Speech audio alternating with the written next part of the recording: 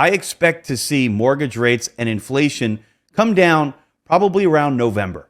When you look at the comparisons, they get much tougher. The Fed rate hikes will start to impact more. The economy will continue to slow. I believe we will be in recession-like conditions towards the end of the year, at the latest, beginning first quarter of next year, if we're not already in one. Remember, this is a back-looking indicator. We won't know we were in a recession until at least 6 months later.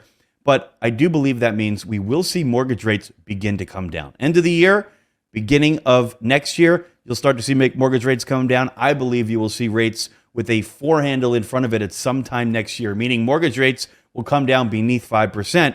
But the bad news here is the equity markets.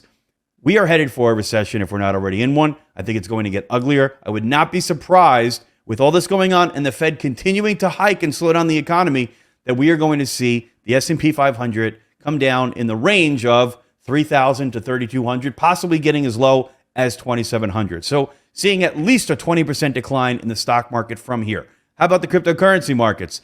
Well, they're going to follow suit. We know because of the participants involved, it is at least an 84-85% correlation, that is cryptocurrencies, to the stock market. So if stocks go down, cryptocurrencies, at least at this point in time, are going to follow suit. But here's the good news. If you're smart, if you have some dry powder on the sidelines and you can be patient, I think you will have a multi-generational buying opportunity. I think you're going to be able to buy stocks at bargain basement prices. I think you're going to be able to pick up Bitcoin somewhere in the neighborhood of $12,000 to $14,000. Ethereum somewhere in the neighborhood of $500 to $600 to $700. And I believe people will look back at this opportunity as one of the best investment opportunities of a generation.